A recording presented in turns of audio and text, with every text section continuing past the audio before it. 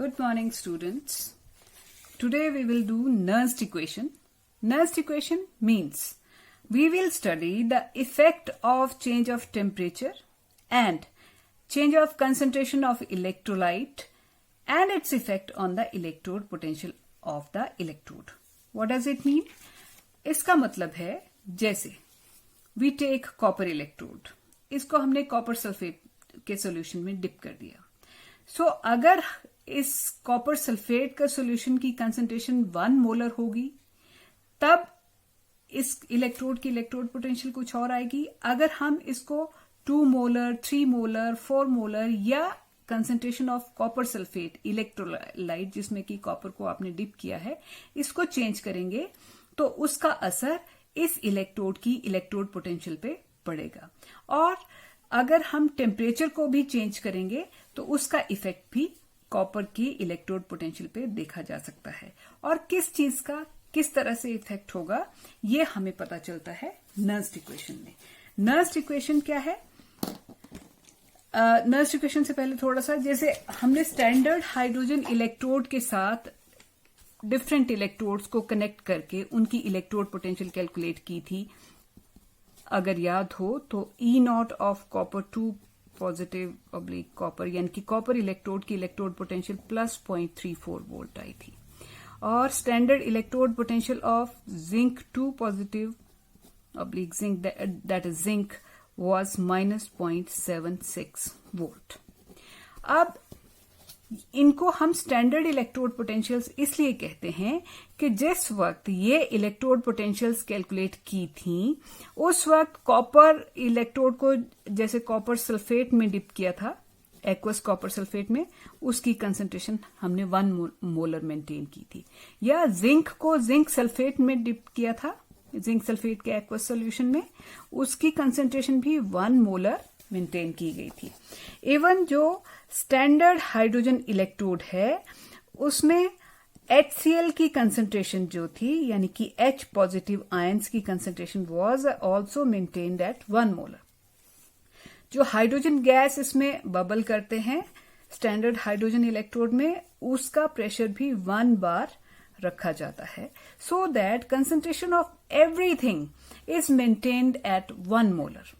And apart from this, we kept the temperature strictly at 298 Kelvin. During measurement of standard electrode potential of copper, measurement of standard electrode potential of zinc with the help of standard hydrogen electrode, we maintained all the concentrations at 1 molar and temperature at 298 Kelvin. So, at that time, the electrode potential calculated is named as standard. The standard word is attached due to strictly maintaining these two conditions of concentration and temperature.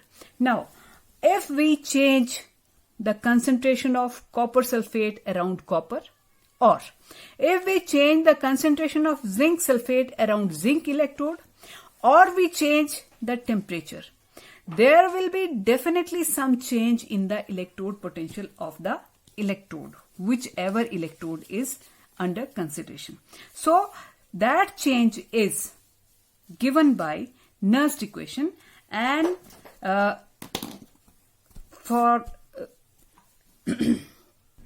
now let us consider a metal reaction whose electrode reaction is like this. Mn positive plus n electrons gives you M solid. This is some metal and this is the electrolyte in which the metal has been dipped. Then the Nernst equation will come out to be electrode potential will be equal to standard electrode potential minus RT upon NF into natural log of concentration of electrode divided by concentration of the electrolyte solution in which the electrode has been dipped. For this means जैसे copper को हम copper sulphate में dip करते हैं तो ये copper rod की concentration है एम सॉलिड, और डिनोमिनेटर में कॉपर सल्फेट की कंसंट्रेशन पुट करेंगे। ई नॉट क्या है? ई नॉट जो है जैसे कॉपर की स्टैंडर्ड इलेक्ट्रोड पोटेंशियल होती थी 0.34 वोल्ट, तो वो ई नॉट है। और ई क्या है? जब हमने कंसंट्रेशन चेंज कर दी और टेम्परेचर की भी कुछ और वैल्यू पुट करें 298 केल्विन के सिवाय, तो जो चेंज आएगी इलेक्ट्रोड पोटेंशियल में वो इस इक्वेशन से हम उसको कैलकुलेट कर सकते हैं। तब जो इलेक्ट्रोड पोटेंशियल ई आएगी उसको इस तरह से कैलकुलेट कर सकते हैं। Now what is R? R is gas constant whose value is 8.314 joule per Kelvin per mole. T अगर 298 केल्विन रखते हैं तो 298 केल्विन, या जो भी जितना भी टेम्परेचर हो उतने केल्विन में टेम्परेचर लिख दिया जाए यहां पे। N is this number of electrons which the metal takes or loses, and F is 96487 coulomb per mole. This is 1 Faraday. 1 Faraday is 1 Farad. F is this 1 Faraday is the charge carried by 1 mole of electrons, and its value is 96487 coulomb per mole. So if we put all these values here, then E Mn positive oblique M will be equal to standard electrode potential of that electrode.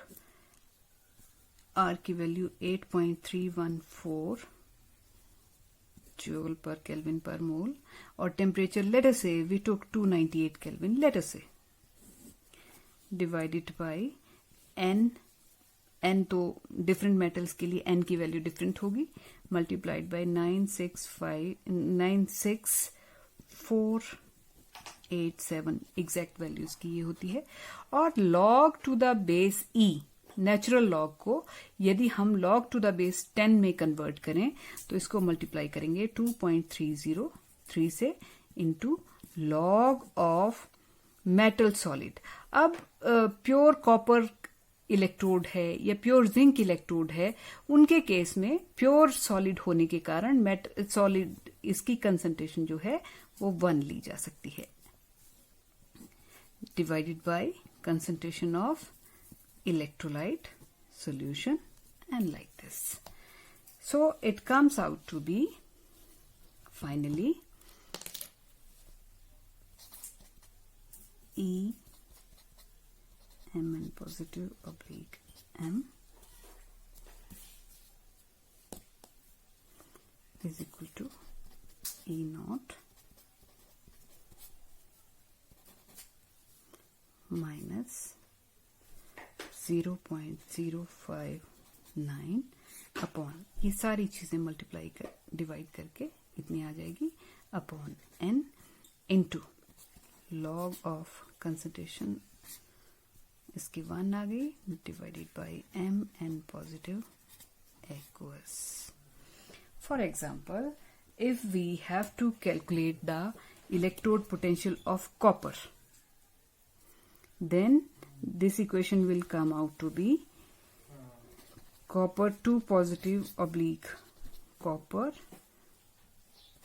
standard electrode potential of copper minus 0.059 upon n into log of concentration of copper 2 positive aqueous, that is copper sulfate in which it has been dipped. And finally again, because copper के case में the standard electrode potential of copper is 0.34 volt, तो E not की value हम ये put कर देंगे, और N की वैल्यू भी, कॉपर जो है वो 2 इलेक्ट्रॉन्स एक्सचेंज करता है तो इसकी वैल्यू भी हम 2 पुट कर देंगे। This is the nursed equation for copper electrode. and now we will do EMF of Daniell cell. EMF of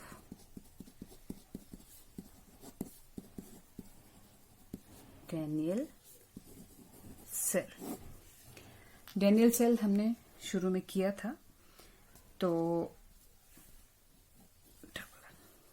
उसमें क्या है, इफ यू रिमेम्बर, तो उसमें एनोड जो था वो जिंक का बना था, जिसको हमने जिंक सल्फेट के सॉल्यूशन में डिप किया था, और कैथोड वाज ऑफ कॉपर, जिसको हमने कॉपर सल्फेट के सॉल्यूशन में डिप किया था। अब एक सेल के लिए जब हमने ईएमएफ निकालनी है तो नर्स्ट इक्वेशन फॉर एनोड और कैथोड हमने पहले लिख लेनी है। Let us right it for cathode, जो कि कॉपर है। कॉपर के लिए हमने वैसे अभी लिखी भी है, but let us right it again. E not of copper 2 positive, E not नहीं, E of copper 2 positive oblique copper is equal to standard electrode potential of copper minus RT upon NF into log of copper solid upon copper 2 positive aqueous। ये आ गया cathode. अब हम लिखेंगे equation for Nernst equation for anode. Anode था zinc का, तो वो आ जाएगी electrode potential of zinc is equal to standard electrode potential of zinc minus RT upon NF into natural log of zinc solid, that is zinc electrode, divided by concentration of zinc 2 positive aqueous, that is concentration of zinc sulfate. Now we know that EMF of the cell is given by equation electrode potential of cathode minus electrode potential of anode. That means we will have to subtract electrode potential of cathode from electrode potential of anode. Rather, we will have to subtract electrode potential of anode from electrode potential of cathode. So वैसा करने के लिए हमें हम उस equation को लिख लेते हैं। So EMF is equal to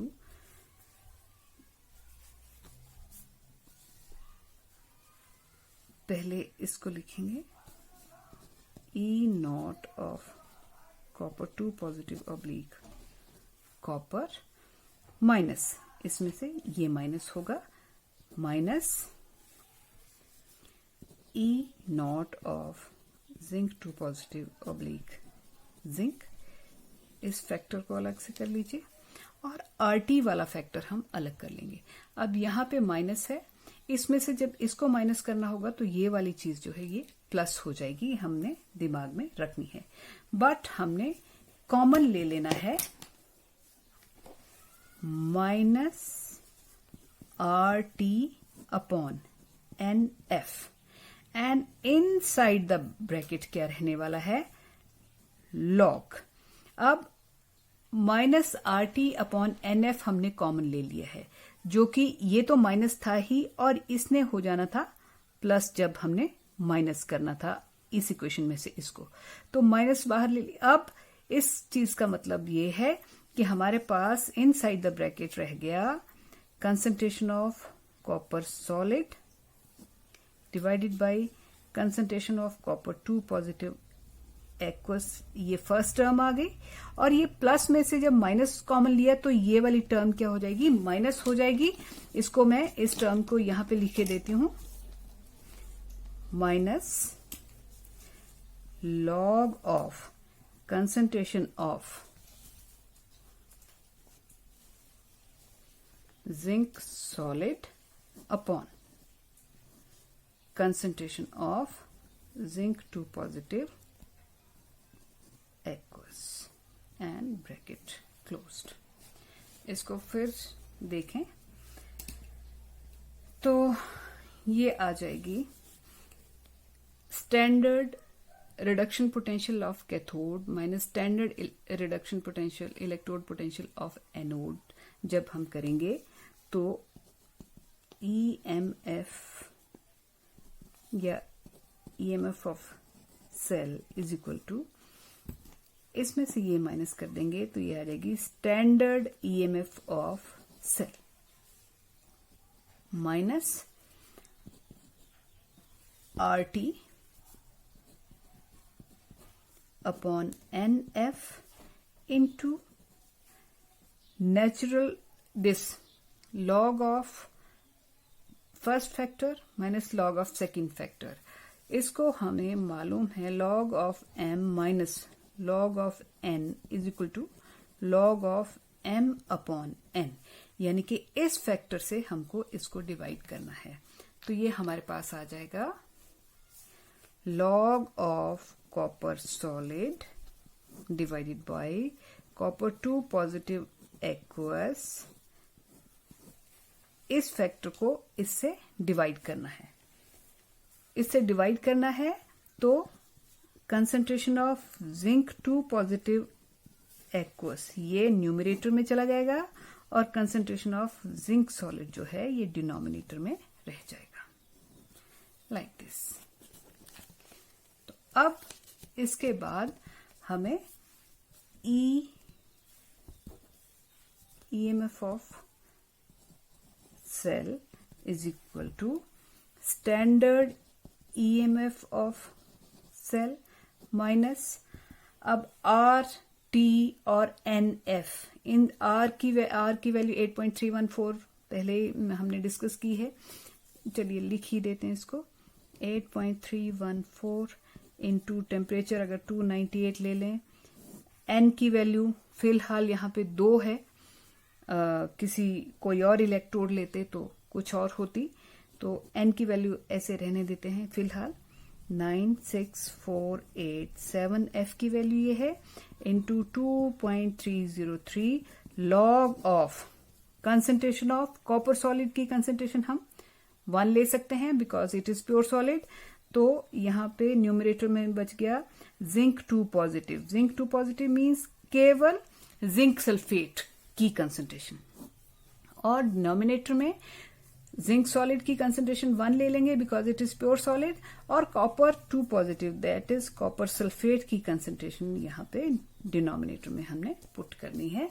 और n की वैल्यू भी अगर 2 पुट कर देंगे तो भी नेक्स्ट स्टेप में कर लेंगे हम इसको। तो ये हमारे पास आ गया EMF of cell is equal to E naught of cell. अब आपको डैनियल सेल के लिए याद होगा 1.1 वोल्ट आई थी, कॉपर की थी 0.34 माइनस जिंक की थी माइनस 0.76, माइनस माइनस प्लस हो गया था तो ये 1.1 वोल्ट आई थी, माइनस ये वाला फैक्टर सारा मल्टीप्लाई और डिवाइड करके 0.059, n की वैल्यू यहां पे मैं फाइनली 2 पुट कर देती हूं, log of concentration of zinc 2 positive that is zinc sulfate upon concentration of copper 2 positive that is concentration of copper sulfate।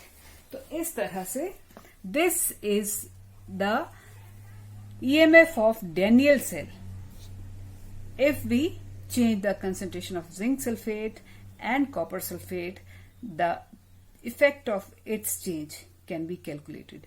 और अगर टेम्परेचर भी चेंज किया होता तो जितना भी टेम्परेचर होता हम उसकी वैल्यू 298 केल्विन की जगह उसकी जो भी वैल्यू होती वो रखते. So the electrode potential of single electrode is given by this equation. E is equal to E naught minus RT upon NF into log of concentration of electrolyte. And for Daniell cell, the EMF of cell is given by this equation. EMF of the cell is equal to standard EMF of the cell, that is 1.1 volt minus 0.059 upon 2 into log of concentration of zinc sulfate divided by concentration of copper sulfate. Thank you.